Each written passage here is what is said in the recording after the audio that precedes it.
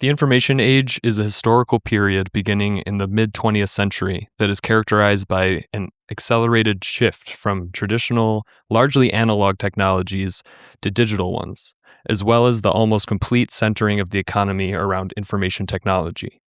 Today's episode will answer the question of how did we get here by discussing the early history of computing, key figures like Claude Shannon and Margaret Hamilton, the origin of consumer electronics, and how these technologies have created the world we live in now. We will also tackle how this new age has affected culture and created subcultures like the whole Earth catalog. Yeah. And today's episode, we have a guest, Juniper. Hello. Juniper is someone I met through the podcast. He's now living in Chicago and is one of my best friends. And he's also the person that put together the Silent Generation zine, or the first volume of it. Yeah. So I'll just briefly introduce myself. I'm Juniper. I'm an app developer who's currently pursuing a master's in computer science, but my background is actually in anthropology. I became interested in the cross-section of culture and tech, and then became really passionate about the idea of how technology can transform society. So that's what actually drove me to pursue this computer science degree. And beyond that, my dad is a CS professor, so I've kind of lived adjacent to that stuff my whole life. So I was really excited when I heard that this was the topic of the episode. Yeah. And towards the end of the episode, we're going to talk at the very end, a little bit about this app you've developed called Utopia. Do you just want to mention what it is briefly before we move on? Yeah, so I'm currently developing a social discovery and coordination app that's focused on helping users find others with overlapping interests and then frictionlessly coordinate hangouts between them. So I was pretty much inspired by this idea that information about who we are and what we care about should serve us and not just, big tech companies that collect our data implicitly and then feed them into their black boxed algorithms and do whatever the hell they want with them. Instead, I wanted to offer an alternative that puts our user data back into the hands of us, the people that it actually belongs to. Yeah. I mean, I think people love filling out surveys about their own interests. That's why BuzzFeed was so big in the 2010s. So. Mm-hmm. Yeah, exactly. I think an adjacent example that I've thought about was Spotify Wrapped. Totally. Like people love posting their Spotify Wrapped on their Instagram stories, etc. So I think people are honestly really passionate about representing themselves explicitly through data. So I don't think that platforms have to rely on these shady practices of picking up our behaviors implicitly to feed their algorithms. I think as long as they prove themselves to be trustworthy, people would be more than happy to hand it over. But I think the problem is that, the trust has just been eroded immensely with these big tech companies. So in my opinion, I believe that we need to welcome in a new paradigm, which I guess is what this episode is all about. For sure. Yeah. Yeah. Yeah, because the information age, it played out very differently than it was initially conceived. And to start out, let's just address, so the information age, it's classified as the third industrial revolution. The first one happened in the late 18th century, that was steam and water power. And then the second happened in the late 19th century due to electricity. And then the third one was the information age with electronics in the mid 20th century. And I like this comparison. I think, for me, I stress the revolution part of the term, not the industry, because, calling electronics industry doesn't really feel right. But it revolutionized so many things, and it just felt really disruptive for people at the time. And it's still disrupting things. Now there's this argument we're in the fourth industrial revolution, but I'm living through one right now, and I can see how it's just changing so many things around me. Yeah. And I think that it's nice using the term revolution because it makes it, it emphasizes the societal aspect of it. And with all these examples of revolutions, there are also, counter revolutions with the Luddites or, the neo-Luddites as we're experiencing currently, which I think we're going to get into in a little bit. Yeah, like all the people who ate data centers. Yeah. And we have quite a few of those examples.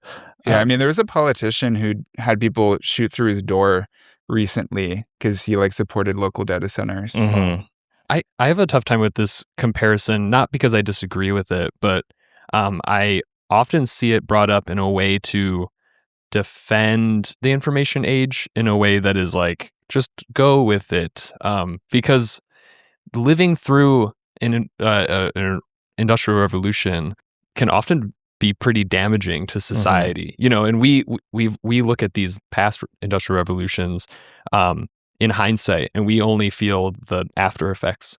But at the time, you had with the first industrial revolutions, you had low wages, long work days, soaring income inequality, and I think that we see a lot of those kind of changes echo right now, and people kind of get hung up with the idea of like progress. So they're like, oh, this is awesome. It's a new industrial revolution. But it is like scary. And I think that you should take that phrase with caution in some ways. And so many people act like we can't limit technology from becoming like widespread. No, you can regulate things to not be widespread. It does work when you do that. Yeah. And a lot of the regulation that went into those past revolutions, like we live in the place that did a lot of that. Like, we just had May Day and stuff. So we know that it's possible, but it takes like people like caring about it instead of just feeling like, yay, it's the future. Yeah. Well, I guess like the underlying issue is the fact that, our tools are changing faster than the culture can. And because of that, there's, always this dissonance that you could argue like inevitably ends up balancing out. But I feel like by the time that happens, it's just on to, the next industrial revolution. Right. So I don't know. It's interesting to think about comparing the way that like disruptive technologies were received, in like the 19th century versus today with AI. Which I think that's like a whole nother debate, is like whether or not we are going through a fourth industrial revolution.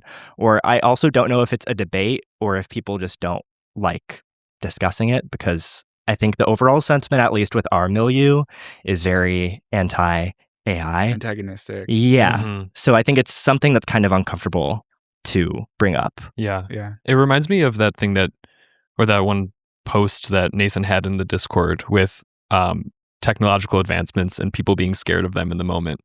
And how the take in that post was something about, it looks, kind of... You're talking about that illustration, that cartoon? So it was a cartoon, I believe, from the 1930s, and it depicted people at home singing together in the 1800s. And then it showed people in the 1930s, like a family just listening to the radio. And it was talking about like what had been lost. And a lot of, people will point to old cartoons like that and be like, oh, how quaint. Like they thought this technology that we now, like, it's just part of everyday life. They thought that it was disruptive. But the person in that post, in that meme, they were saying basically like, we've lost more of the embodied experience than we can even remember. The thought of people doing like singing together as a family to like pass time, we're so far away from that. Yeah. I mean, that those people are literally us, like discussing it. And I think it's like, it's uncomfortable to think about the fact that, like culture will move on, and eventually the people who are antagonistic towards AI will be, considered the Luddites that were impeding progress. But yeah, I think it's interesting to think about like, where do we draw the line when it comes to optimizing for efficiency versus, appreciating the embodied experience for what it is. And I think that we all have like biases depending on which generation we come from. Like I think that, for example, we think very fondly and like nostalgically about the 2000s or maybe like the early 2010s. And if all technological progress like stopped there, I think like, I don't want to speak for you guys, but I think a lot of people in our generation would possibly be fine with that. Or that's where they draw the line. I'm a big believer also that humans themselves have like never really changed that much. And I kind of brought this up when we were doing the Art Deco episode, and we were talking about like the deities being drawn on walls and stuff. And I kind of related to like Romans or Greeks, and it's like maybe they didn't really believe in that, but they were just coming up with something to represent the world that they were living in at the time. And I do think that, we look back on those people from the 30s and it's quaint, but really they are the same as us, and they're feeling the same things, and they're reacting to, maybe it's on a larger scale now, or we have all these new things going on, but The people haven't changed. That's something that David Graeber talks about in The Dawn of Everything, basically how the European myth of the noble savage, it was damaging in multiple ways, but one of the ways it was the most deleterious was basically like spreading the notion that quote unquote primitive peoples were simple when really they're equally complex and equally as smart. So yeah, I mean, that's a quote that's included in the zine. You know, all cultures are equally complex. That's true. I think that rings true. Yeah.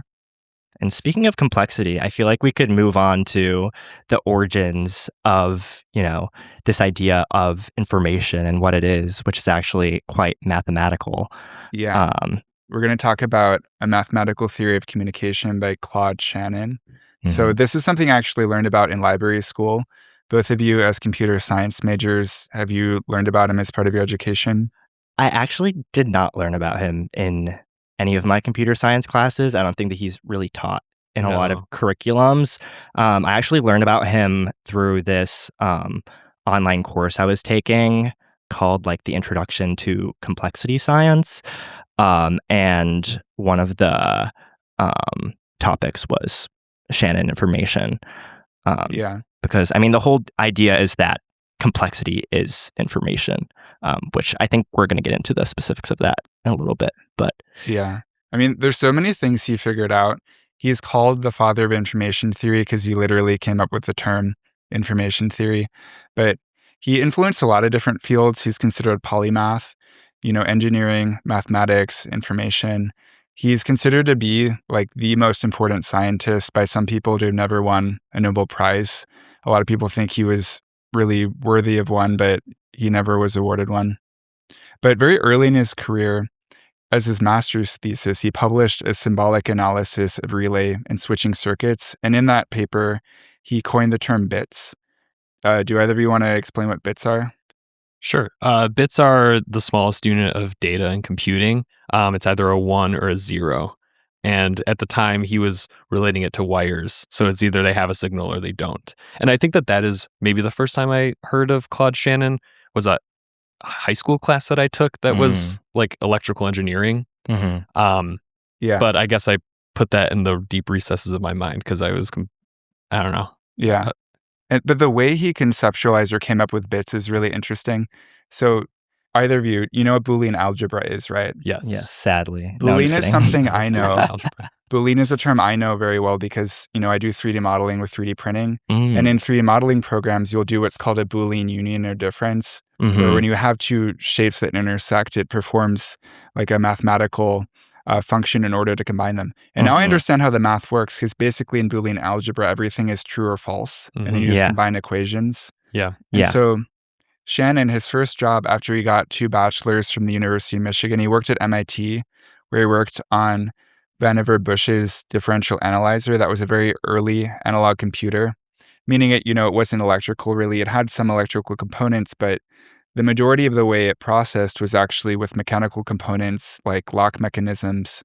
And so his job as a research assistant, he was literally like resetting those switches by hand. And so he started to think like, oh, me turning it on and off all the time, this is kind of like true false with Boolean algebra. And then he realized that like computers, they basically operate with Boolean algebra. And then that's where bits come from. And literally this is the foundation for computing. And he realized this, you know, in his early 20s. Yeah. I mean, the bit is kind of, even today, everything in computer science. And, you know, like a string of 8 bits, you know, of 8 zeros or ones will give you 128 unique numbers. And, you know, if you double that to 16 bits, it gives you over 32,000. So we're all sitting here with 64-bit computers right now. And like, that's just, it's almost endless amount of data that you can move. Yeah, I think that this is really an incredible application of theory. One that I think is kind of underrated within the CS curriculum. I think it's addressed in electrical engineering. But I honestly have not heard of Shannon information popping up in any CS courses, maybe grad level courses. But yeah, I mean, within his own lifetime. So, I mean, he published that paper in the 30s. Then by the 80s, when the like computer revolution was really kicking off, he was a distant historical figure. Like people very few people remembered that he came up with this idea. It's kind of like hard to even explain how crucial that concept of a bit to computers is, because that is all computers are, is ones and zeros. And something that struck me as pretty fascinating was that this paper came out in 1937, which is only a year after Alan Turing invented the Turing machine. And we won't do a whole topic on him, because I feel like that Alan Turing is also a very big figure. Yeah, he arguably like invented the computer basically with the Turing machine, and it's a theoretical machine that has tape that can move side to side, and you can punch data like one character at a time as it moves side to side. And really the point of the Turing machine was to find the halting problem, which is if you have a program running in the Turing machine and you give it some input, any given input, and it can find a solution, then it's solvable by a computer. But any problem that can't halt, if it just loops forever, then it cannot be solved by a computer. And that is still fundamental to how computers work today. Interesting. Yeah. Yeah. I mean, he's definitely discussed in CS classes. I took a class that was theory of computation, and it was all about Turing machines and like proving the halting problem. And even by the end of that course, I like didn't really know how I was coming to my solutions with that. I'm like, it's because you're trying to find a paradox with the halting problem, and it feels almost impossible to find a paradox. So it's too much to talk about just on this broad topic. But it's interesting. Both Alan Turing and Claude Shannon met at one point. They were both impressed with each other's work, but they never really collaborated. Yeah. But back to Shannon. So, he had that really important paper, his master's thesis, and then his second most famous thing he did, he wrote a mathematical theory of communication in 1948. This is what I learned about in library school, in particular about him, because he basically created a universal diagram and model for communication and information. And it's not like super easy to explain it over a podcast. It's really something you should look at. I'll link it in the show notes. But the diagram, it goes from the information source to a transmitter to a channel to a receiver to a destination. And then in the middle of the diagram, there's noise represented, because if you think about early electronics, telegraphs, telephones, and the radio, they all had static, and that would interrupt the ability to get the information. So the noise is kind of just representing information that's lost along the way, like because you're working with analog technology or just any technology in general. Is that? Yeah, it can represent that. This diagram, it's really to represent the role of the people who design information systems and information professionals. It's, to get the signs basically from point A to point B to eliminate noise in the ways that you can. Because one of the things he did with this paper is he also introduced the idea of the Shannon limit. Basically, there's a speed of information, like there is the speed of light. There's a maximum speed. And then with mathematics, he proved that you can get right up until that point. You can use math to eliminate the noise to the degree that you can almost transmit information at this maximum speed. Right. And then they actually achieved that by the 90s in 1993. That's incredible. Yeah. But actually, when I was talking to you, Juniper, about this a bit, you kind of misinterpreted the diagram a bit. You thought he was basically directly stating, information didn't mean anything. Well, I would push back on what you're saying. I mean, like his whole point was that information can be expressed mathematically, and that divorces it from the idea that information, like I think when we think about information colloquially, we think about information as analogous to meaning, but he proved that it wasn't.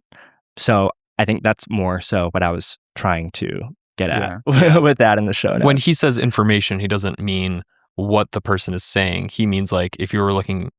How do you transmit the signs? Right. The image, if an image is an array of bits. Yeah, I mean, I think he's discussing like the complexity. He's literally trying to figure out how to transmit as much information as possible, regardless of how good that information is. Right. Yeah.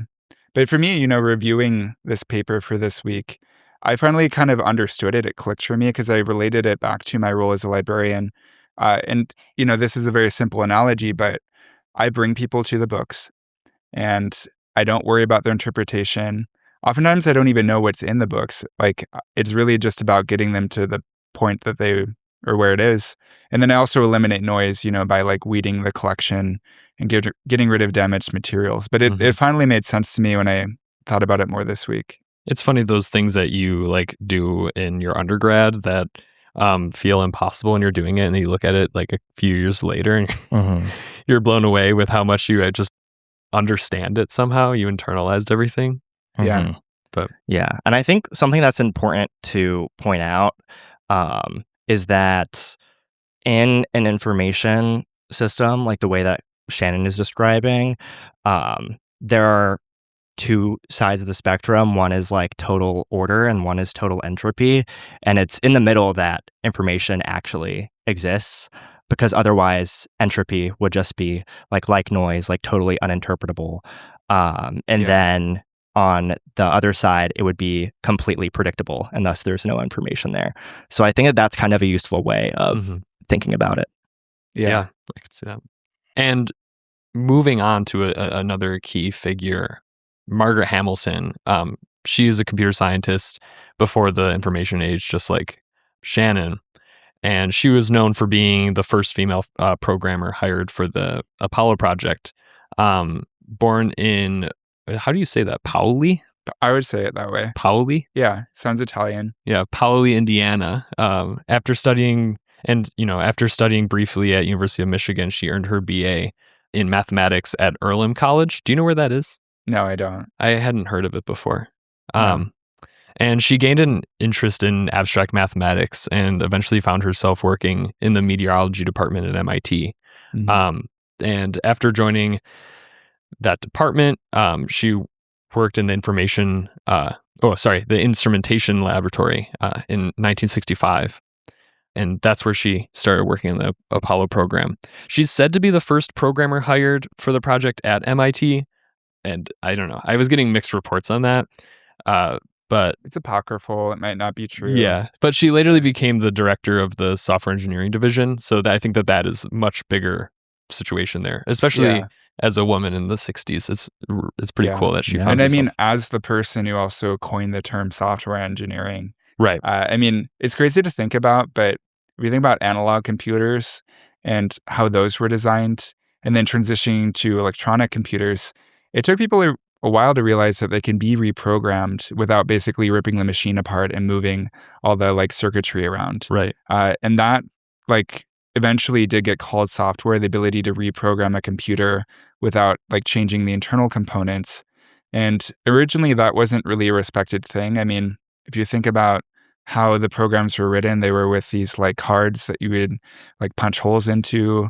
And, it might seem simple from the outside, but it's extremely important. And she came up with the term software engineering. Yeah. I mean, I don't know why I'm just being reminded of this. There's a episode of that 70s show, if you ever watched it, where they like rewire the Atari to like break the Pong game. Like that, and that's just, I don't know. I feel like that joke would be lost on people our age because you just completely think of software as something that is digital. Yeah.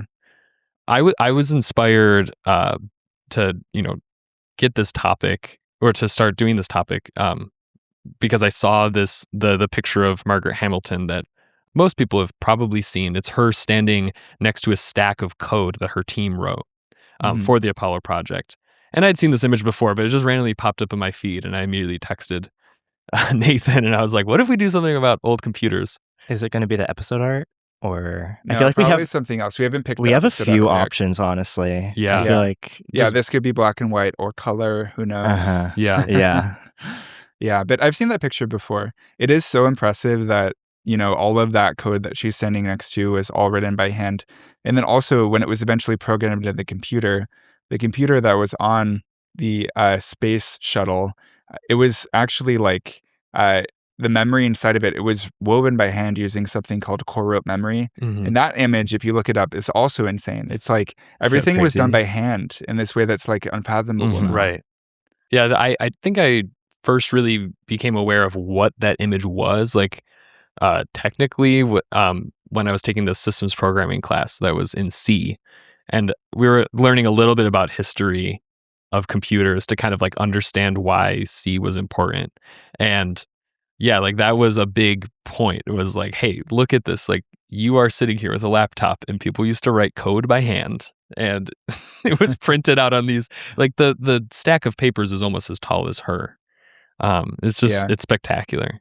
But, you know, in November of 2016, she received the Presidential Medal of Freedom from President Obama for her work, you know, developing this software for the Apollo program. Yeah. And also having the foresight to include in the code basically the ability to override human error. There actually was an error with the space flight, and her like intervention to get the code written in such a way that it could like prioritize the most important function saved the lives of 3 astronauts. Wow. Yeah.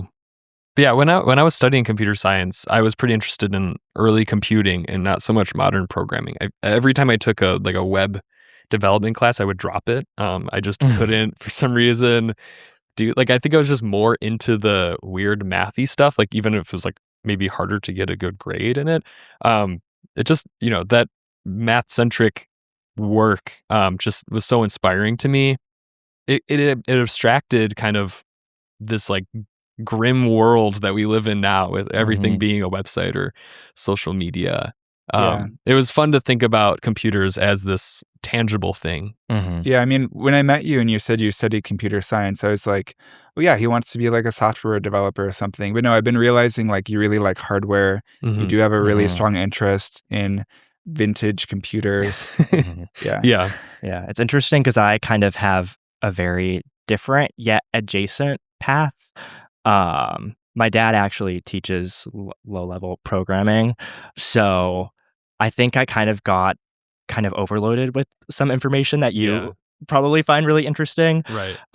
It wasn't until I discovered like complex systems theory that I really began to appreciate how this like idea of computation like undergirds our entire existence, from like, you know, physics to biology to even anthropology. Like there's this field called cybernetics that I can't really get into too much because we don't have the time, but it's very like computational in nature.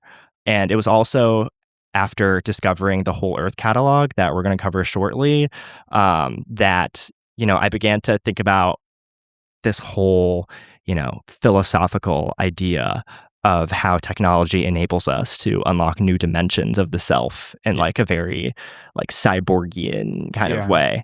And like I still believe in this like techno-utopianism somehow, but I think, you know, every time I like open my phone or, you know, listen to one of the like tech oligarchs like say something problematic, it's like kind of difficult to still be a techno-utopian. But I was originally drawn to computer science because I started out my undergrad in physics, and someone said to me once, like, well, every physicist is just a computer scientist at a certain point. And I was like, why am I studying? Why don't I just go deeper into that? Why am I studying? If this is higher level, why would I not? And then when I got to computer science, everyone had like Facebook stickers on their computers and Google. And I'm like, you guys are never going to work at Facebook or Google. But so I had to like distance myself from that and realize that was mostly like the culture of computer science in today's day and age. But But yeah, to circle back to what you just said about techno-utopianism, Juniper, you know, I think you do have to just go backwards in order to explore utopianism or futurism now. Because in the present moment, we don't really have, you know, subcultures, music genres, art movements really exploring the future. And you have to go back anyways. So like, why not go back to techno-utopianism in the 60s? Yeah. I mean, you guys both went to that concert where it was like live DJ coding. Okay, DJ? low key, next week we're dropping, the next episode is going to be on algorithmic music. Oh, okay. I don't want to spoil anything. I'm sorry. Concert we went to. No, it's good to promote it. So yeah, people have that to look forward to. Yeah. So I think that there's still movements that are, you know, like innovating, thinking about how to blend tech and art in a way that doesn't seem predatory, because I think right now, a lot of times when people think about, you know, this intersection, they think of generative art. Yeah, I do worry people are going to think the title algorithmic music means AI generated, but it's not No, that. Yeah. no. Yeah. Well, and I mean, to loop back to the Industrial Revolution just a little bit, and tie it into what we're saying now, that is kind of where the subculture of futurism is right now in a sad Mhm. way, is people feeling like AI is going to usher us into the future. And when you think about past industrial revolutions, they didn't know what the future is going to look like. They were just looking at this new thing that was happening right now. Mhm. So we are so deep into this information age that we can't think of what is going to happen next. We're just looking at just this like pinpoint in time, if that makes sense. Yeah, and I think Yeah. what makes it even like scary to think about what is going to happen next is because this is the first, if we're buying into the premise that we're currently in the fourth industrial revolution, this is the first of those industrial revolutions that has integrated itself into our day-to-day lives in a very intimate way, to the Yeah. point where you are speaking to an LLM and feeding it data about your deepest, most personal thoughts and feelings, and Yeah. you have no idea where this data is going to end up going. If they're training their model on this data, how that'll emerge. So I think that's what makes it especially scary, is because if we are to hypothesize of what the fifth industrial revolution is going to be, I don't know why I can't say that word. Probably something with atoms. I mean, quantum computing, it's Mhm. possibly going to be the next big technology after AI. Yeah. So Yeah. we'll see. Yeah. But okay, back to computers. So, Claude Shannon, Margaret Hamilton, a lot of their early careers were pretty closely intertwined with the military industrial complex, like, Margaret Hamilton working with NASA. But when and how did computing become more widespread? So early computers were really big. They were these mainframe computers. They were really large and expensive, but at the time they were invaluable. I mean, they could perform like functions programs that like were really difficult to compute otherwise. And in the United States, IBM sold International Business Machines. That's where their name comes from. And then Silicon Valley, they'd want you to think basically that we collectively, we jumped from mainframe computers to PCs, personal computers, and there was nothing in between, no intermediary. Basically, until Silicon Valley like kicked off in the 70s, no one was using computers for like personal reasons, but that's not true. So I read A People's History of Computing in the United States as part of research for this week. Either of you ever heard of it before? No, I haven't. Yeah, I hadn't heard of it until you mentioned it to me. Yeah. So it's by Joy Lacey Rankin.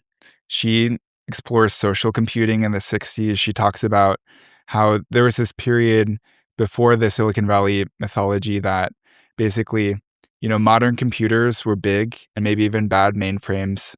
International Business Machines, much more familiar as IBM, dominated the era when computers were room-sized machines of the military-industrial complex. Then around 1975, along came the California hobbyists who created personal computers and liberated us from monolithic mainframes. So that's the Silicon Valley mythology. And she basically, her book is like one big retort to that. She collects all this evidence, and a lot of it is based around time sharing. So time sharing, do either of you know that term? I hadn't. And I'm glad you brought this up, because I was living in that idea, like mentality, that there was IBM and then there were PCs, and that this was pretty eye-opening for me. Mhm. Yeah. So starting in the 60s, computer scientists, they devised a way to divide an individual computer's processing power so that dozens of users could use it simultaneously. And this is what was known as time sharing. So a mainframe computer or a mini computer, which really wasn't that many, it would be connected to dozens or hundreds of teletype stations where users could submit their programs for processing.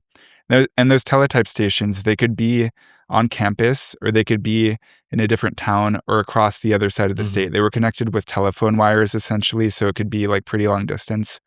And time sharing, it dramatically increased the number of people who had access to computing. It was no longer just elite scientists, college students in STEM fields. It started to be like high school students even, or just regular members of the public. And one place that really pioneered this was Dartmouth College. They were the first school to have computers be available to all students beginning in 1964. There were two professors, John G. Kemeny and Thomas E. Kurtz. They advocated for all students to have access to them the same way that students have access to libraries as a free resource. And they developed BASIC as a programming language to make that easier for all of these non-math students to learn. Is BASIC still used as a program?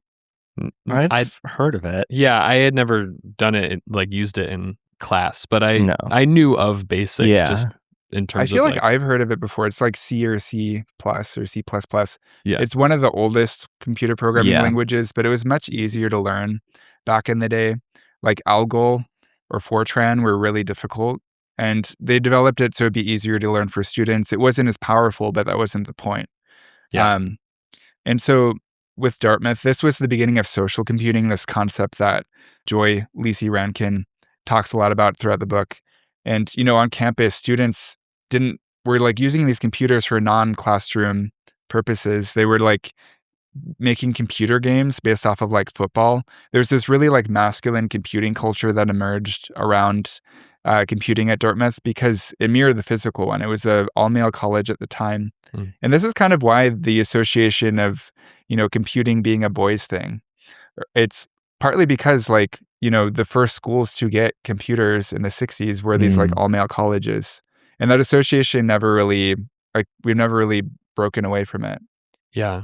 I guess that was like why I wanted to bring up Margaret Hamilton and Alan Turing, because Yeah. before this information age, like Alan Turing was a gay man and Margaret Yeah. Hamilton is a woman. And I think after this, this is really, you are right. This is the inception of it becoming such a masculine field. I mean, my department, I think, was like 80% men or something like that.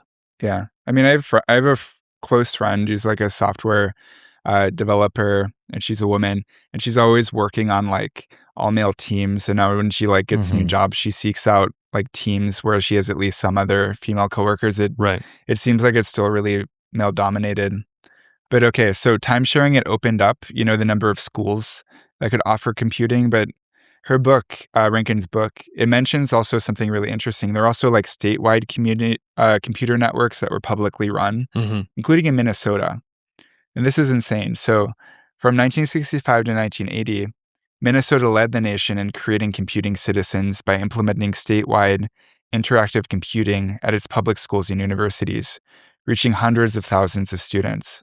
And programs that were written by like high school students, like an 18-year-old actually wrote the Oregon Trail, and that proliferated across the entire network.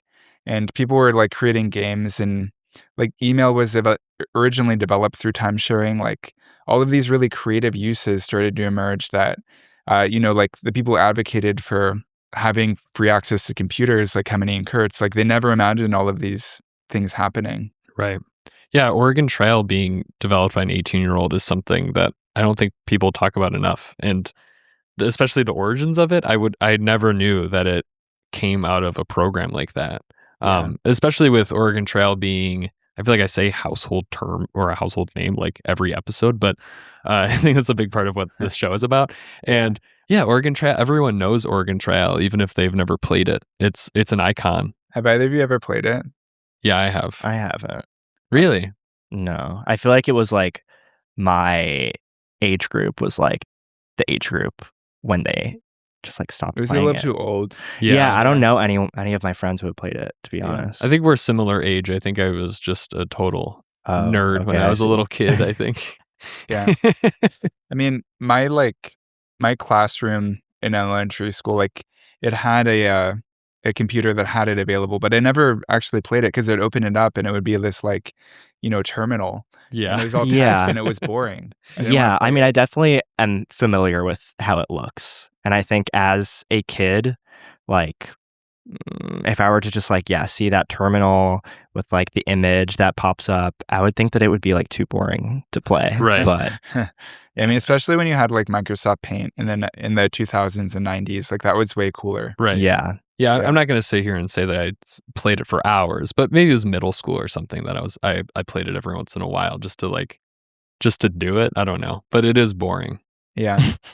So to, summarize, there was this period of social computing in the 60s enabled by time sharing. And there are other interesting things happening with computing counterculture at the time. Yeah. So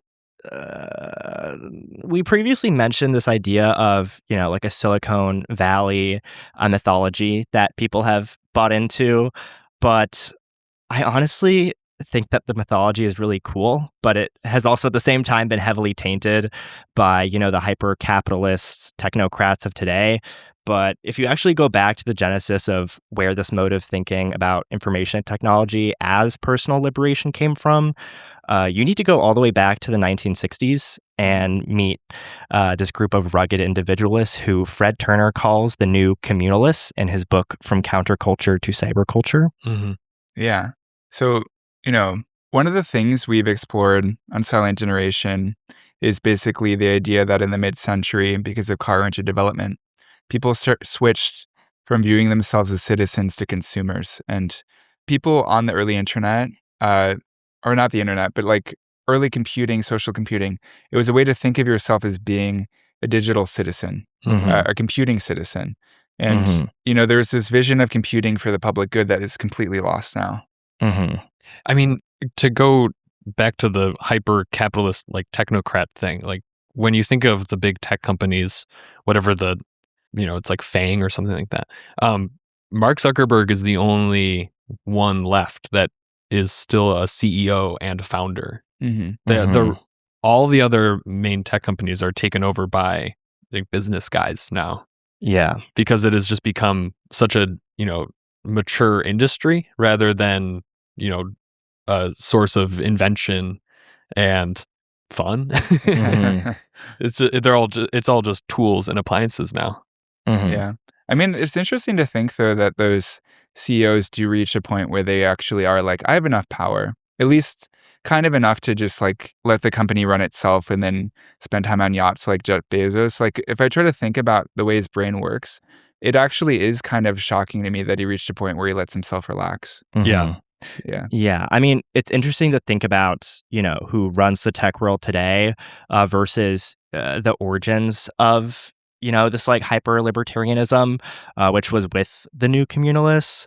And the way Turner describes them, it's the group of people that was around like 750,000 Americans who joined the thousands of new communes that popped up in the United States around the late 60s and mid 70s. So it's kind of interesting to think about how we went from these hippies who didn't shower to these who are like obsessed with optimizing and like transhumanism and stuff because like that that. ideology stuck around California. It's called what is it called again? The Californian ideology. Okay, yeah. That's like, well, even like Steve Jobs, who became also again just like a businessman by the end of his life. Early idea, and like if you were to conceptualize him in the 70s, he's a hippie. Like he's doing acid. But he's also inventing computers with his friend in a garage. Like that's it's very bizarre. You don't have like crust punks building computers very often. Yeah. Yeah. I mean, maybe in like maker spaces. Have either of you ever been to Pumping Station 1? No. It's the oldest maker space in the city, and it's run in this like really anarchist way where like you can use the wood shop at 4 a.m. Wow. There are not supposed to be any wood shops where you're allowed to do it past like 9. Like it's unsafe to use a bandsaw that late. But they let people do it there, and you can draw on the walls, and there are no rules, basically. It actually maybe is kind of a continuation of that in a way. Yeah. Yeah. Where is that? It's in Avondale, actually. It's kind of close to here. But that's interesting. Cool. Okay, cool. Yeah. Yeah. I mean, I wonder what their thoughts would be on the new communalists. Well, I'm sure people there do know about the Whole Earth Catalog. Yeah, for sure. So the Whole Earth Catalog was the publication of choice for these new communalists. And it began around this time in the late 60s and functioned as both a countercultural magazine and a product catalog. However, it's funny to describe it as a product catalog since that phrase brings to mind, like the Sears catalog. And the new communalists they would probably consider themselves to be radically anti-consumerism. And due to this, the framing was that it wasn't a product catalog, but rather a tool catalog. The slogan of the Whole Earth catalog is actually access to tools. So Yeah. I mean, I was really interested in seeing what kind of things they sold. So I looked through the fall 1968 issue and I saw they sold books, like there were some books by Buckminster Fuller, Ideas and Integrities, and about him, because there's this section in that issue on shelter and land use. And it was interesting to look through because the architecture reminded me of hippie architecture I've seen in documentaries like Wild Wild Country. And then there's also this cool article from a couple of years ago, The Last Glimpses of California's Vanishing Hippie Utopias. And yeah, I can see how they were influenced by Buckminster Fuller's work. I can visually see it in that issue. Definitely. It's also cool that they are so into, I guess, you come from some of an anthropology background.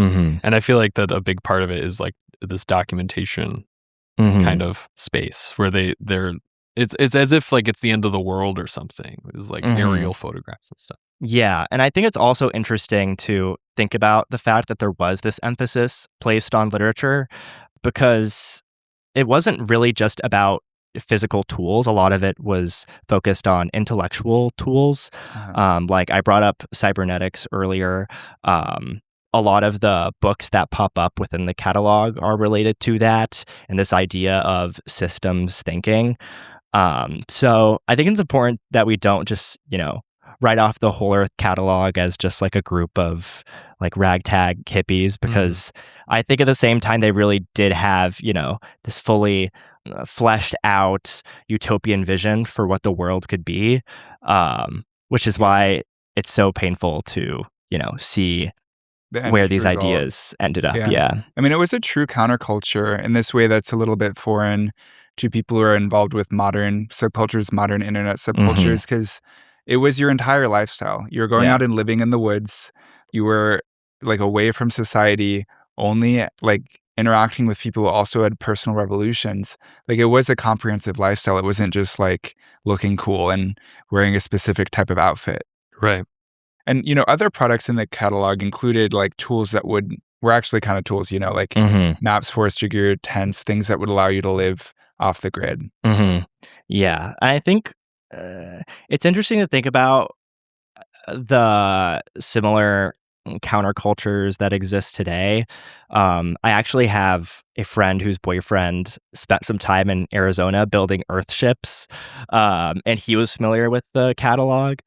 So I think that there are still, small pockets across America that are trying to revive this utopian vision of society and being self-sufficient. But at the same time, it's not widespread in the same way that the new communalists were. Sorry, what is an earth ship? An earth ship? I would have to like Google it. And I want to say that it's like made of mud, but I'm not certain. And if it's not made out of mud, it might at least look like it's made out of mud. Okay. Is it meant to transport people? No, I think it's one of those like Buckminster Fuller things where it's like sci-fi to an extent that's like kind of unnecessary. Right. But yeah. So how did the Whole Earth catalog begin? The catalog was founded by Stuart Brand, who was a polymath of sorts, who actually arrived at this idea from a previous project where he initiated a public campaign to have NASA release the then rumored satellite photo of the whole Earth, which was the sphere of Earth as seen from space. And he was actually successful, and it turned out to be the cover of the first publication of the Whole Earth catalog. Yeah. And afterwards, he drove across America with his Dodge truck functioning as like an alternative lending library and mobile micro education service. And after ending his road trip in Menlo Park, California, he decided that he could best accomplish the goal of providing access to tools by publishing a catalog and selling it by mail. Interesting guy. Yeah. Yeah. Yeah, for sure. And it's definitely no coincidence that he ended up in the Bay Area. Yeah. I mean, if you think about the like how, well, I mean, I thought about it because I read that whole book, but the migration of computing, it did actually go kind of from east to west. Because I mean, social computing, it emerged, with MIT, also with Dartmouth College, the East Coast. There's this phenomenon in Minnesota with that like public network. And then the end is Silicon Valley. And it's interesting that it physically kind of migrated. Because I mean, maybe it is the case, because, the physical infrastructure of the internet, which we're going to get to later, it has to be physically connected. And yeah, if it has to spread in one direction, it would be east to west. It also is partly related, I think, to just the migration of Americans in general. Like that was, one of the bigger waves in recent history of people moving west. Like that's like, you have Joan Didion writing about the hippies traveling west. Yeah, the population center of the country was still much farther east than it would have been, than today. And, but when this was all kicking off, the population was centered more in the Midwest and East Coast. Yeah. Well, and you also have now tech companies leaving Silicon Valley and going to the South, like Texas. And, they're saying it's for money, but it is similar that a lot of cities in the Northeast and in the West are losing population for southern cities. And, maybe in 50 years, that will be the new Silicon Valley, whatever name it will be. We'll see. Or, the quantum prairie will be more important. Right. Oh, God. Yeah. No, for listeners, we are investing a lot in Illinois into quantum computing. There's the IQMP on the south side, the Illinois Quantum Microelectronics Park. And that's like a huge investment. So we're trying to become the center for it. We'll see if that happens. But okay, Juniper, what was in the Whole Earth catalog? So we already kind of covered some of the types of things you would find, but there was also a criteria that Stuart Brand developed as to whether or not an item was deemed worthy to be included in the catalog. So it must be 1, useful as a tool, 2, relevant to independent education, 3, high quality or low cost, 4, not already common knowledge, and 5, easily available by mail. And as it turns out, one genre of products that satisfies nearly all these criteria better than anything else is software, which explains why the Whole Earth lineage led directly to Wired magazine, The Well, and ultimately the digital utopianism of the 90s. Yeah. I mean, for a second, I was kind of forgetting, how all of this connected back to computing and the information age, because a lot of it was about like living in nature. But yeah. Yeah. And they ended up like pretty quickly integrating like newly developed technology and even software into the Whole Earth catalog, as well as the spinoffs like Coevolution Quarterly. And yeah, a lot of the team that was working on the Whole Earth catalog ended up being involved in the development of Wired magazine. Yeah. Yeah, the not already common knowledge part really stuck out to me. It feels almost like infographics on Instagram or something like that. Like I feel like we're still drawn to this like communal way of sharing information just because it's like people have to know this. And that's cool. I mean, like, say what you will about it. It's cool to see the 60s version of that. Yeah. But yeah, this wasn't a zine, but zine culture in many ways kind of is a prelude to the internet with images circulating. Yeah. Absolutely. Yeah. And I think similar to a zine, you do pick up on this vibe going through the Whole Earth catalog that it is, appealing to a counterculture. And yeah, it's interesting to highlight this point that it should not already be common knowledge, because I've run into the issue with the Whole Earth catalog that it'll mention a book that's supposed to be, groundbreaking and like important, which I'm sure it was, but then I like try to look for any proof of its existence and I turn up with nothing. So I can't help but think that even at the time, what they were putting in the catalog was probably somewhat esoteric. Right. Yeah. I mean, Buckminster Fuller was kind of a big name. And I mean, it's not all just like random 60s stuff. But. Yeah. But there definitely is like this in-group vibe that feels somewhat zine-y when you look at the catalog. I can see that. So I think that we should finish off this segment by mentioning the purpose statement that opens the original version of the Whole Earth catalog. And I'll go ahead and read it verbatim. We are as gods and might as well get good at it. So far, remotely done power and glory, as via government, big business, formal education, church, has succeeded to the point where gross defects obscure actual gains. In response to this dilemma, and to these gains, a realm of intimate personal power is developing. Power of the individual to conduct his own education, find his own inspiration, shape his own environment, and share his adventure with whoever is interested. Tools that aid this process are sought and promoted by the Whole Earth catalog. Yeah. What do you guys think of that? I mean, it's interesting to read. I don't think about the California ideology, either in the literal sense or the abstract sense that much. I'm a Chicagoan. But I mean, when I hear about Silicon Valley and its culture and just like how people are always trying to like tweak all of these gains, like it says, in the statement, I can see how this kind of trickled down in a way. Or sorry, I didn't explain that well, but I mean, just with like how people are always like microdosing to increase their performance at work, or like taking pills for things that they don't even need to, just because there's this like inherent like perfectionism in the work culture. Yeah. Well, it's also this like rampant individualism, and not in a very traditional way. It's like lowercase l libertarian ideology, where it's like freedom is power, kind of, where, trying to fulfill all of your dreams, is hippie-ish, but then also to a person on like the east side of the country might sound conservative in a funny way. Yeah. I mean, the statement opening with "we are gods," or "we are as gods," it sounds very hubristic. I mean, I do think, some tech oligarchs think that way.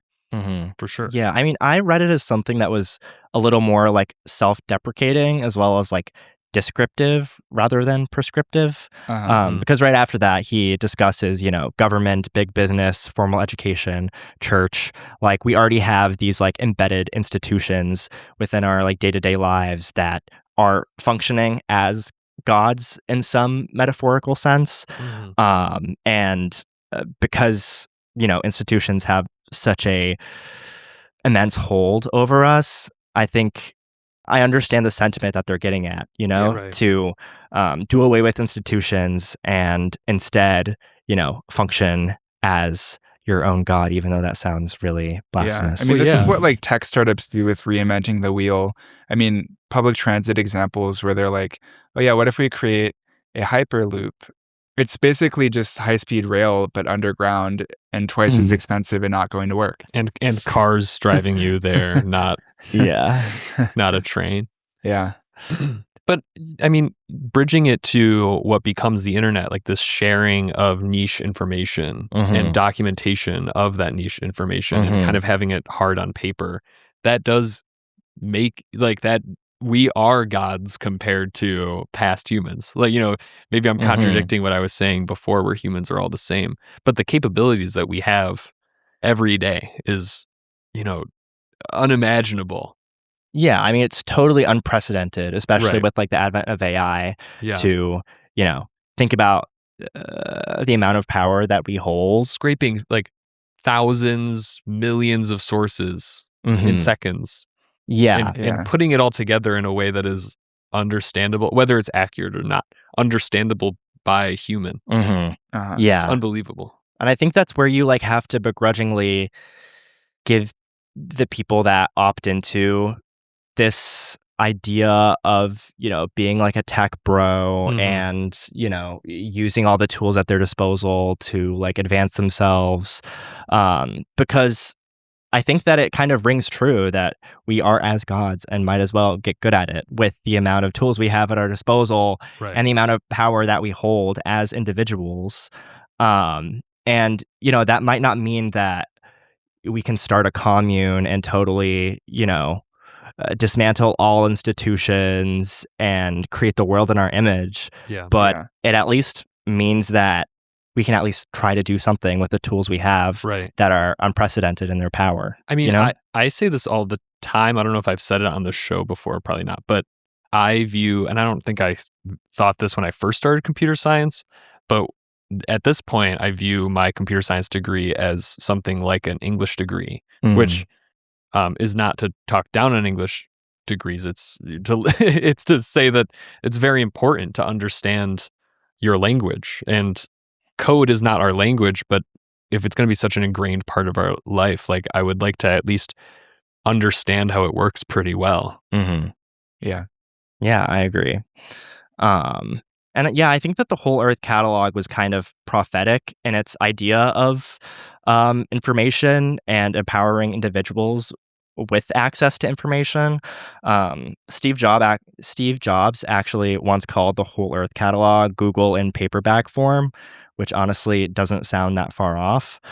And overall, he was definitely inspired by the whole new communalist movement and was able to take their philosophy and bring it to the market with Apple. And their crowning jewel embodied this idea of self-sufficiency and personal liberation, which was the Macintosh 128K, also known as the first mass-market personal computer. Yeah. So, the 128K Mac, maybe we'll just call it like the original Mac because it's kind of a... or maybe just the Mac. Yeah, the Mac. It debuted in 1984 following this watershed ad campaign, which was directed by Ridley Scott. And it was a Super Bowl ad that came out 2 days before the computer was unveiled and, released to the public. And it's pretty groundbreaking. It looks like a trailer for like a real adaptation of the book 1984. Yeah. And it shows these people, these uniformed people marching in the crowd in like perfect uniform. And this female figure like runs through the crowd and throws a hammer through this like face that's like talking to all of them. And it ends with the text, "On January 24th, Apple Computer will introduce Macintosh, and you'll see why 1984 won't be like 1984. So have you guys seen this ad? Yeah, I actually really enjoy this ad. Yeah. It's like one of my favorite ads, but situating it within this context just makes me realize how like ideologically charged it was. Oh, yeah. Because it's basically like a victory lap for, the new communalists and what would eventually be known as the Californian ideology. And like the ad is like so on the nose with like, Right. the one powerful individual shattering this like centralized like fascist system. Right. We do have to remove ourselves from, like, we're sitting in a room with 4 Apple computers in this room and probably 3 iPhones in our pockets. This was not that. Like, Apple was only a decade old-ish, and they kicked Steve Jobs out of the company a year later, basically because of this computer. What were they producing before 1984 then? Just if not Apple. personal computers? Apple computers. Like mini computers. Yeah, they were mainframes? Just not personal. not Okay. quite mainframes, like more like for an office setting, like basically targeting what IBM was doing. Yeah. I see. Like it was word processing. Yeah. I never saw this ad before this week. I thought it was visually interesting. I really liked it. Yeah, it's But beautiful. it was interesting because it didn't feature a product. And this was a Super Bowl ad, which is not cheap. So it's crazy that they put this ad out without actually featuring what they wanted to sell. But maybe that added to the intrigue and built up hype. Yeah. I mean, it is known to have kind of dismantled IBM's power, this computer. And, by releasing a product that was made for people but wasn't like dumbed down, really. You were using a real computer. And there was a podcast that had recently come out by The Verge, which is like a tech blog. And they kind of broke down this computer because, I don't know. And they broke down kind of like how this computer really revolutionized personal computing. And that was like the biggest part of it, was that you were using a real computer. It was for people, but also that it utilized a graphical user interface. And before, there were, I'll call it a GUI, but there were GUIs before this computer. But to make a computer so accessible, that wasn't the Apple Lisa, which came out right before this computer, was $10,000. So this is a fraction of the price. Anyone can own it. It's small. It has a handle. You can move it around, and it has a graphical user interface. You can click on icons and you can move windows around. It was still pretty primitive. Yeah. You had to use floppy disks and only one program at a time. It was a completely black and white display, no midtones at all.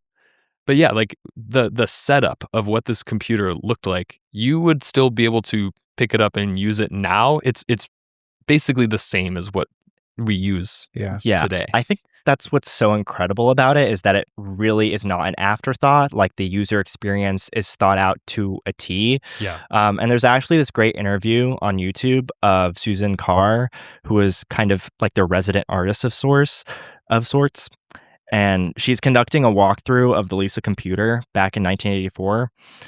She was their lead graphic designer before graphic designer was even a term. And like Steve Jobs often quoted how he like learned calligraphy and used those principles to strengthen the design philosophy at Apple. So it's really cool to think about how Apple has had, this value of user experience and aesthetics baked in from the very beginning of creating personal technologies. Yeah, and this computer also used this software that they made called QuickDraw, which viewed shapes as pixels, not as vectors. So it feels incredibly snappy. And I've never personally used one. I've seen them before, but I've never used a working one. But apparently it is just like, lightning fast. Oh, it almost feels faster than new computers because you can't use multiple programs at once. You just have to use the one program that's in front of you. That's like, have you ever heard about how like chimpanzees, they can do this one specific skill faster than humans? It's like pressing numbers and colors in a specific order to get like a treat. And like, there's just like this one thing they can do faster. But yeah, it's like that. Yeah, interesting. There's a website actually, it's called infinitemac.org that has emulations of like all classic Macintosh software. Whoa. And me and my friends used to go on it every once in a while, but it's cool. You can drag real files into it and use in your web browser a 1984 Mac basically. Yeah, that's awesome. But yeah, it is really wild if you look into it, like how similar it is.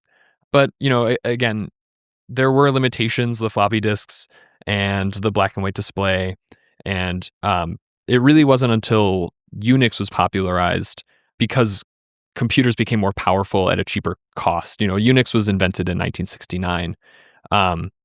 And once computers were strong enough in the 2000s, or in the late 90s and early 2000s, Unix allowed computers to kind of divide up its power to be able to use multiple programs at once. And that was really, again, it's completely based on the graphical user interface. But until then, they were just word processing machines, basically. Yeah. I mean, that seems to have been a important breakthrough multiple times, like realizing that it's not super important to just have like the strongest computer possible. Dividing it amongst users with time sharing or dividing it within one personal computer to perform multiple tasks. Yeah.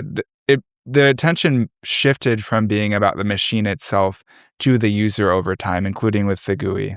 Yeah. You have like, to relate it to time sharing, it's interesting to see how that worked. You had a supercomputer that was divided up for single people.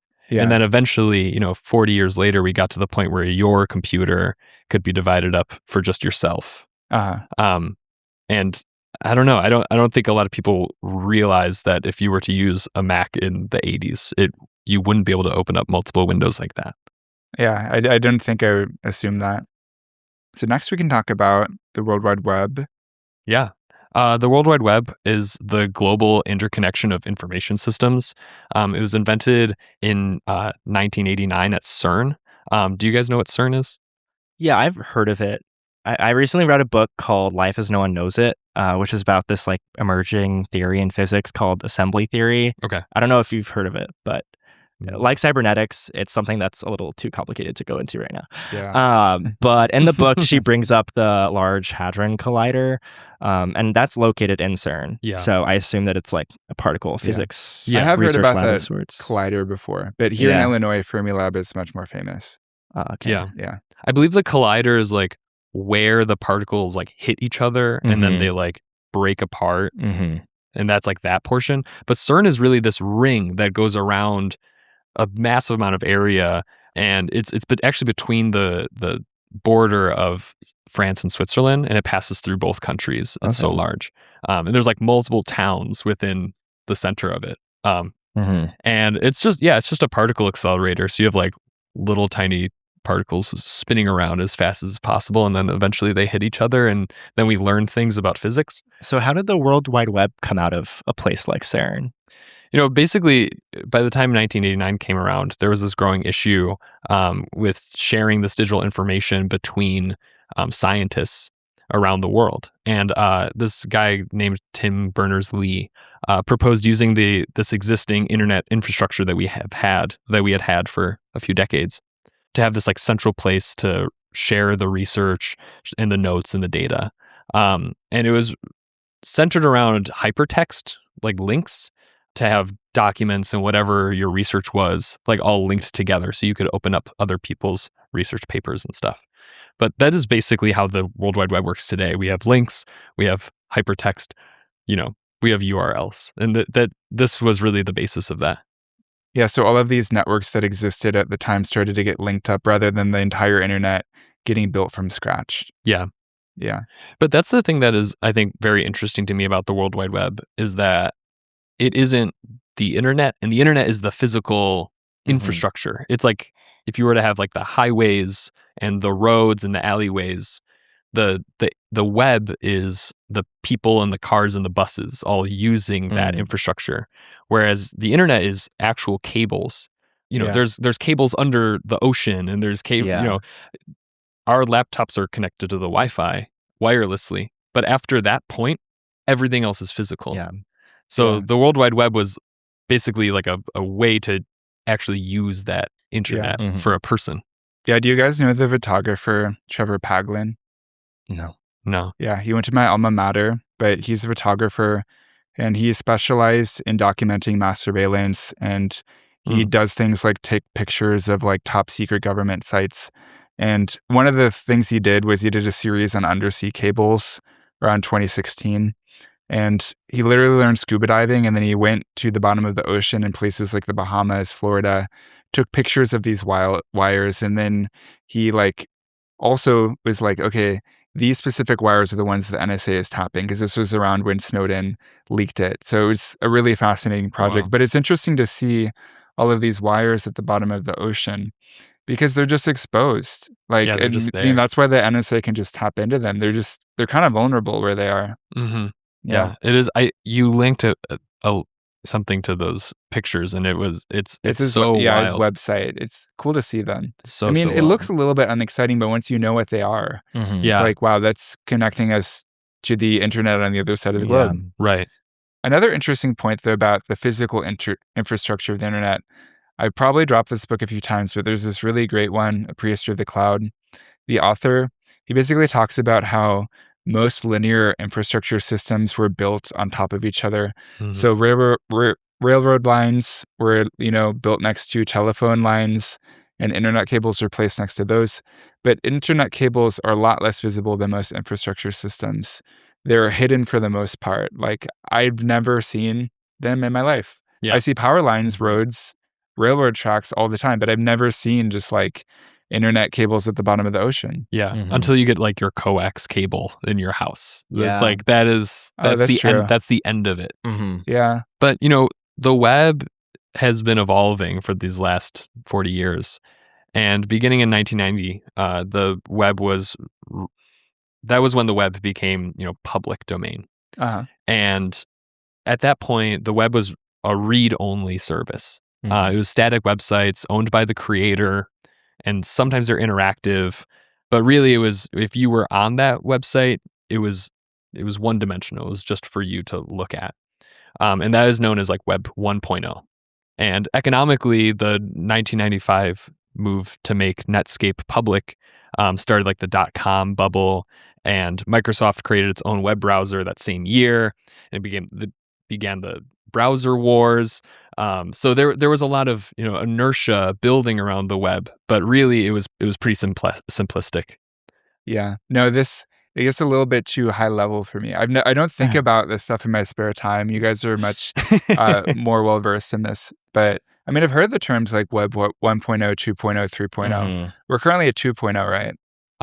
It's kind of debatable, but we at least know that in 2004 there was a shift towards this read-write model of social pages. So that's like where you have Facebook and you have MySpace and Twitter. The people that you saw on the internet were not the ones mainly owning those websites or creating those websites. It was often someone else's website that other people were posting on and creating stuff for. So that was kind of the shift towards Web 2.0. So we are still in that world a lot. Yeah, I mean, I've talked to older people where they'll talk about like their experience using the internets in the 90s, and they'll be like, oh yeah, I used to have conversations with people where they'll be like, oh, have you heard about this website? You should check it out. Yeah. Instead of like, oh, a page on Facebook or Instagram. Right. Yeah. Right. And, we're kind of on this cusp of Web 3.0, which is known as read, write, interact. So it's a third layer. Yeah. And I think nowadays what we consider Web 3.0 is not what Tim Berners-Lee, who we brought up earlier, initially envisioned Web 3.0 would be. His idea was that it would be a semantic web, which was a web of linked data. So basically the idea was representing semantic data using a resource description framework, which describes resources, objects, as their relationships in a subject-predicate-object structure, such as Paris is a capital of France. And then using this framework, we could essentially turn the whole internet into a collective knowledge graph that captures the ontology of all things. Yeah. And this is actually the schema that Wikidata uses to structure its data. Right. So I think that's probably the most well-known example of it. Yeah. But sadly, his vision of what Web 3.0 was didn't really catch on. And even considering what he was trying to accomplish, AI basically killed that by claiming that, we don't need formal ontologies with these like knowledge graphs. Approximations within embedding space are good enough. And that's what, LLMs are based on today. Right. And I think it's interesting to think about how like he missed out on what Web 2.0 ended up being. He didn't imagine that at all. He imagined the internet being, an encyclopedia, which it is in some ways. But because we're, pushed to kind of, again, interact and write and interact, like he missed those two steps. He thought it was always going to be read. Yeah. And we were supposed to add on to this encyclopedia, and it could have we've moved on from like his idea. He's a CERN scientist. He's thinking about getting information to other scientists as fast as possible, not posting pictures of your dog or anything. Yeah, and I think that's an important consideration or important distinction, is that he really wasn't keeping, this idea in mind that the web, the way that we think about it today, it's pretty much like all like user consumer facing. Right. And because of that, it makes sense that, the Web 3.0 would end up where it is today, which is all about decentralization, whether it's, NFTs, blockchain, whatever. And I think another big part is AI, which is kind of a little reminiscent of what Berners-Lee was thinking, but just in a very different way. But yeah, what do you guys think about Web3? Do you think that we're there? Do you think that I think, sorry. Oh, I'm really not opinionated. No, you can go. I think that we are definitely on the cusp of some pivotal shift. And like Nathan, I know this is a pretty pedantic conversation, but I think it is at least important to understand that the web is ever changing, but the people that are like creating it view it as like there are very distinct stages of what is going on it. And I do think that I don't know if we are fully in it right now, like since you have Instagram and whatever, but Instagram, when you open up Instagram, it's just AI stuff nonstop. And it is like, we're beyond actually sharing our own experiences. We're like creating fake experiences and then just reposting it to hell. I don't know. Yeah. I guess that is that Web 3.0. We're missing out on really the main point of what people want Web 3.0 to be is decentralization. Mhm. And blockchain is like, the numbers are going up, but is it really working the way they want it to? Mhm. And, NFTs, that was a failure. But Yeah. I mean, decentralization, it mirrors what's kind of going on a global scale right now. Countries are de-integrating economically from one another. They're Right. trying to be less globalized because they can't trust the free market anymore. Mhm. Right. But yeah, I mean, are people really using blockchain outside of crypto? I think it's kind of I would say it's a little bit niche. I think part of the reason why a lot of these like decentralized platforms are not catching on is because like it is kind of pedantic and like esoteric, and it's hard to overall like commercialize. Right. I don't think that it's impossible. I just think the current approaches are not working. Blockchain is like the most centralized, decentralized part of it all, where Mhm. it's like separate from a governing body, but that's where all like wires of money happen for like governments buying weapons from each other and stuff like that. Yeah. So it's this weird, it's not like dark money, but it isn't working out in this like individualistic way that Mhm. the Californians would have wanted. Yeah, I think that's kind of a very like central conflict that I think that we've picked up on by now is, a lot of these people that have co-opted these like libertarian ideas Right. are the ones that are, a part of these huge institutions and that, don't need to be advocating for like decentralization because, they're the ones that are in power. So then it kind of it can't help but like erode people's trust in these ideas, since the people who are propagating these ideas happen to be the ones that are already benefiting from the system in place. Yeah. I mean, it doesn't, to me, I mean, I'm like, how and why would Web 3.0 happen based off my rudimentary understanding? Just because there is very little happening in the world where like power is not centralizing. So why Right. would this be Mhm. happening on the most important platform in the world, the internet, Right. That's a good point.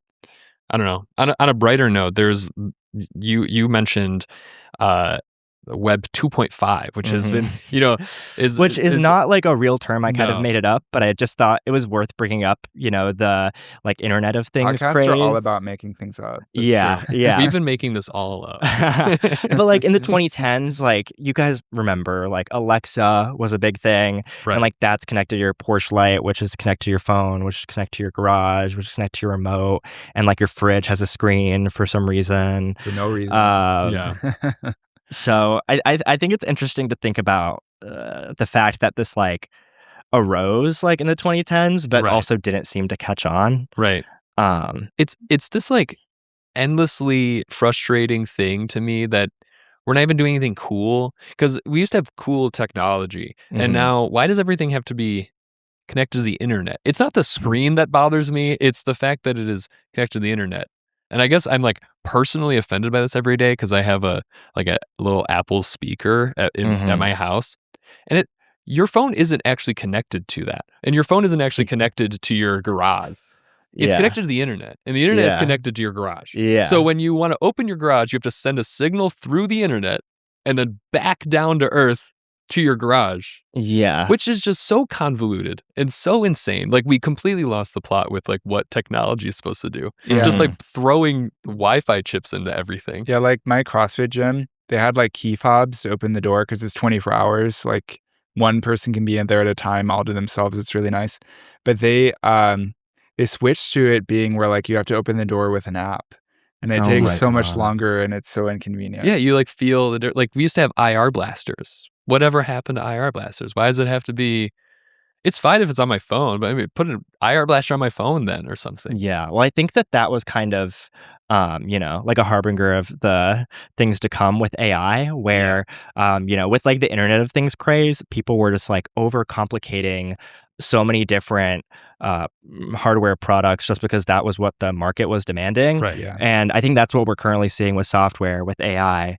I think I don't mean to bring it back to Atopia, the app that I'm building, but initially the recommendation algorithm that we were going to use was going to implement AI. But then after getting some users on our app, it turns out that people have way more in common than we initially thought. Right. And thus we didn't really have a need to use AI. That's good.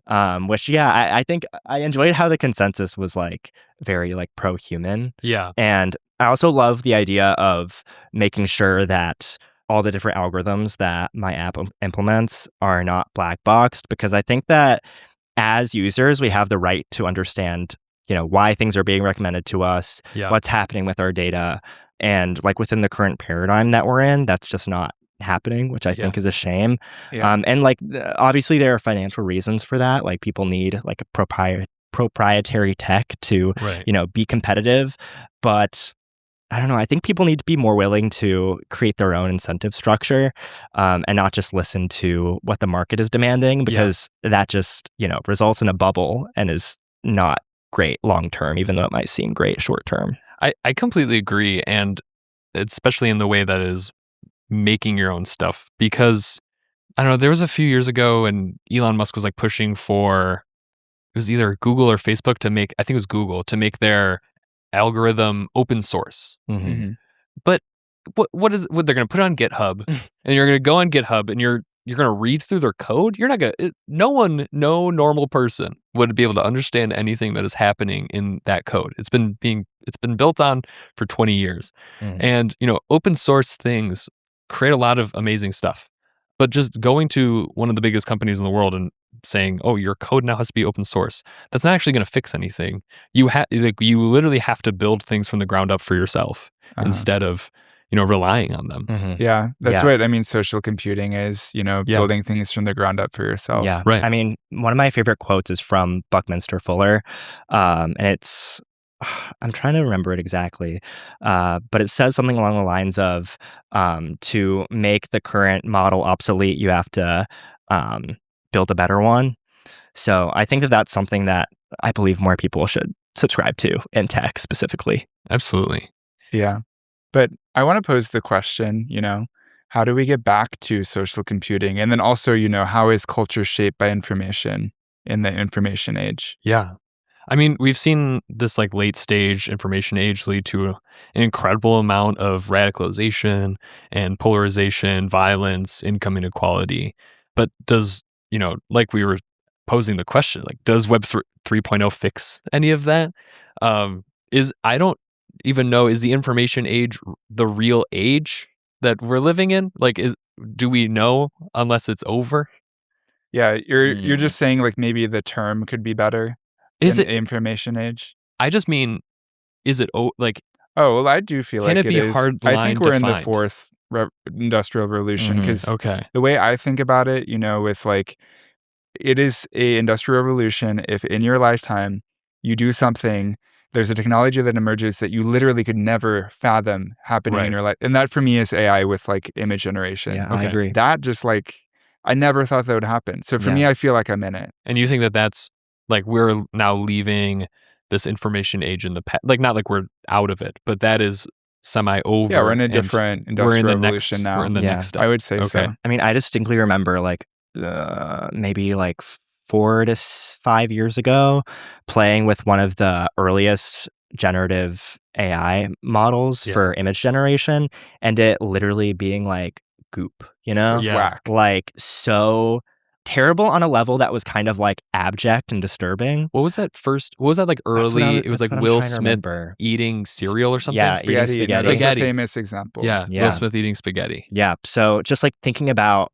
not even like within our lifetime, but like within the past like 6 years or so, like the progress that's been made is like, it's so scary. I mean, there used to be like a small cohort of net artists that were working with very early AI and making these like really abstract images. And now that whole career for all of them, I'm sure, is over. It's like, that's done. You got to move on because it's no longer like an art form or anything like people want to put in galleries. Yeah. I remember early on, it was like, I would see these images. It was like, recognize any object in this image.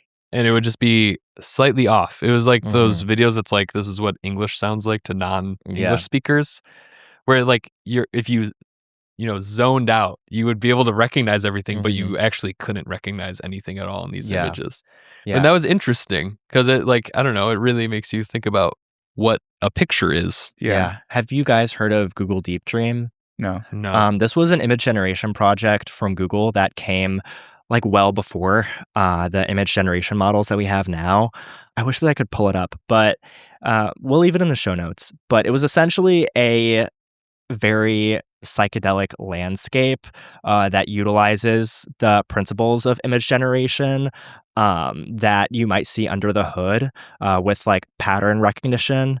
But the way that it's implemented, because it's so early stage, is so psychedelic and so 60s coded that it's interesting to think about that being what's going on under the hood of the image generation models. Wow. Yeah. But, to think again about, how culture is getting shaped by information in the information age. The book World of the Elites by Christopher Lasch, which was very prescient. He wrote it I think that was published in the 90s. It was his last work, but it describes, much of his work describes today in this eerily accurate way. But one of the chapters in that book, it talks about how the public no longer really feels the need to consume news because they're not expected to engage in public debate. The way news is presented now, it's from the mainstream media, and they're trying to give you an exact interpretation, even though they're saying it's unbiased. And the public is not encouraged to look at different biased news sources like they would prior to mainstream media and then determine for themselves. And so they just aren't engaging with information because there's no use for it. Information is only useful if it's useful. It reminds me of the dead internet theory. Do you know about this? No. I've heard the term. I've never looked into it. So okay. That's right. It's this theory that a majority or almost all of activity on the internet is actually just done by bots.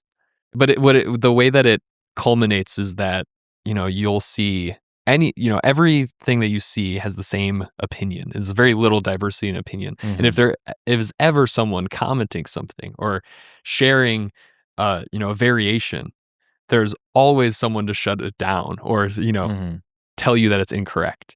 And that it always kind of comes back to this dead internet theory that it's just nonstop bots talking to each other. And if you show your face just a little bit, one of the other bots will be like, "What are you talking about? That's not what we say." Yeah, I think what's really uncanny about the dead internet theory is I remember coming across it in 2016. Yeah. That's right, I think, when it came out. Yeah, and the fact is the dead internet theory is truer than ever, with the rise of AI. And I think the especially uncanny aspect of the way AI is used on the internet is the amount of people that use it on their social account profiles. Right. On LinkedIn, it's especially a problem. Oh my God. LinkedIn AI is insane. Yeah. It's nonstop. I feel like people are devaluing the social media sites and websites where it's open and bots can post freely. I only really use say Instagram and Discord, which I think Discord is a really good example of one of the last spaces where there is social computing on the internet, where people are creating bots on Discord that can do things for example, me and Brianna, we recorded 2 virtual episodes together. We did it through Discord using a bot. And, those 2 episodes we did sounded pretty good. And so it's people are using it really creatively and actually shaping the landscape of their servers in this way that feels like what people were doing in the 60s. I feel a similar way about Reddit. And Reddit, has its cons. But people aren't coding their own Reddit subreddits, right? I mean more in the way that it is social. Since, it's one of the last places that you can really truly be just anonymous, and not because you're doing anything bad, but just because you just get to interact with other anonymous strangers about some random topic, any topic that you want. There's a subreddit for, and you can talk to other people that are nerds about it around the world, and you don't have to tie your name to it Mhm. or your face to it or anything. Yeah, I think honestly, like a quarter of all of my Google search queries end with Reddit Yes. because I really enjoy like the democratic aspect of it. Oh, absolutely. You know, like these are people's like unfiltered opinions. That's way more trustworthy than, you know, going on any other website. And Reddit is, you know, the most widely used forum. Yeah. So yeah, I definitely agree with you It's with also- that. I saw an infographic this week that large language models, they reference Reddit more than any other website. That makes sense. I can see that. Yeah. It's also the most Web 2.0 version of this democracy where or, you know, democratic process, not democracy, it's not government, but where, you know, we used to have forum websites that were specific for those subreddits, and now we just have one website. Yeah. And just like you have people blogging on Instagram or Tumblr or whatever, you used to have your own blog website. So now I guess the most democratic thing is still just a website that lets you do whatever you want. I don't know. It's funny to think about because forum sort of websites were so popular, like for Web 2.0. Like when I think of Web 2.0, like thinking about the websites that existed in the 2000s, I feel like the majority of them were like forum based. Yeah. I mean, even for children, like there were like websites for, say, I played a trading card game in middle school called Chaotic. There was just like a forum for that. Yeah. And, you know, a lot of different franchises had that too. Yeah. But yeah, nowadays it's all via Reddit, I feel. I go on like some like urbanist forums that are like literally just people being like, this is a building that's being built right now. Like it's insane. And I feel crazy, you know, there's something being on that the subway and being on a forum website. It feels very schizo to like be on like a forum website in 2026. Yeah. But because you can't just go to a different topic if someone looks at your screen. You're like, no, I'm on this urbanist forum that people talk about buildings that are being built. And for some reason, like the anonymity on those forums feels like a lot more menacing than like the anonymity on Reddit. Yeah, there were some in Buffalo that there was one that I would always use when I was living in Buffalo, and I'm like, all you people live, it's a very small city. Like, I must see you guys all the time, and we just argued yesterday about a remodel of a building. Yeah. But honestly, this combination of both Reddit and Discord is how I met Nathan and a lot of my friends in Chicago, since he coordinated a lot of meetups via Discord. And honestly, if I didn't know Nathan, I would have really struggled to find friends from scratch, which is actually why I built Atopia, because the majority of people don't have a Nathan. And I don't want this to sound like uncanny, but I hope that Atopia can be like a Nathan of sorts to people. Branching people together through niche interests. Yeah, exactly. So if you don't mind... we can start to talk about your app. Yeah. So to go a little more into Atopia, the way that it works is during onboarding, you select all the data points that represent your interests. So what songs do you listen to? What sports do you play? What musical instruments do you play, etc. And then after onboarding, it'll show you people within your neighborhood or within your city that have the highest overlap between interests. And then it automatically coordinates hangouts between you based on those interests. So, for example, if the both of you like to play tennis, it'll recommend that you guys play tennis in a court in your neighborhood.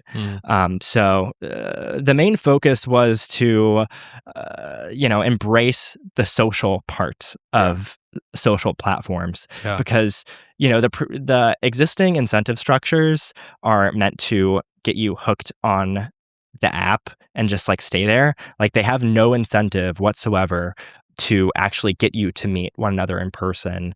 They actually have an incentive for you to, be stuck in the talking stage. But with the way Atopia works, the only way to interact with people is by sending out hangout requests. So because of that, you essentially have to meet up if you're on Atopia, which is nice. Because I don't know what your guys' experience is like on like social apps, but I feel like a lot of times when I'm trying to meet with people, we just become stuck in this talking phase. I mean, the nice thing about our social group, people show up to things and like no one's really that flaky. But it's because we met in this really abstruse way. through subreddit to Discord, and then we're hanging out in real life. Yeah. And it's like, if you start dividing the pie of, and you get to the people that like are that terminally online, but then also are willing to meet up, it's like this really interesting synthesis. Exactly. For sure. Like, I would have to, run the numbers and have you like onboard into your profile, but I'm sure that we would have like a pretty high similarity score. And I know that like right now with the current state of the app, it's not perfect, but I do believe that, overlapping interests can be used as a pretty good proxy for whether or not people it would be fun to can see get along. like, those similarity scores, because the only site that I've ever seen that has that or had that was OkCupid back in the day. And it would be like, oh, you have 100% or 0% in common with this person. Yeah. Yeah. I was pretty lucky when I moved here that I made this like a bunch of friends through like osmosis, basically. And I love them very dearly, but I wouldn't say that they're friends because we have similar interests. We just are good at hanging out with each other. And, I think besides like you two guys at this table, I don't know if I have any friends in Chicago that I like know because of my interests. And yeah, like that's such an ingenious idea for a friendship app, is just like, what do you want to talk about, basically? Yeah. And I think like a big use case for me personally is that, I do have friends, but there are some interests I have that my friends don't share. Like maybe I listen to a particular artist who has a concert in town, but none of my friends listen to that artist. Right. That's something that I run into a lot. I want to pick up tennis, but like none of my friends like playing tennis. It's things like that like, even if you do have friends, there are interests that you have that pop up that you're like, gosh, I wish someone could participate in X activity with me. Absolutely. So I'm really excited to get it into the hands of users. So yeah, the people listening can go ahead and join the waitlist on atopia.world. So I'm looking forward to have you guys all try it. Yeah, and I think some people from the Discord are already on it, so you might see them there too. They're on the early version that like I wish I didn't show them, but no, I think I'm really proud of it. I'm really excited. I actually, for the avatars of users, currently I use this public domain library from the biodiversity. What is that? Yeah, I saw a picture of snails and things like that. Yeah. So the whole premise is that it's a field guide for cool users in your area. Yeah. So yeah, people should join it if they want to meet more cool people. And then also, I'm going to put a link in the show notes to the forum for the second volume of the zine. There's no timeline for that. We really haven't gotten many submissions yet. So if you're listening, please submit it. Juniper and I will put it together. Yeah, it can be anything and like in any state. So yeah, photographs, articles, anything creative. Yeah. And I feel like we probably gave you some ideas like through this episode. So yeah. Okay. Thanks for coming on, Juniper. Bye, everyone. Yeah, thanks for having me. Yeah. Bye. Bye.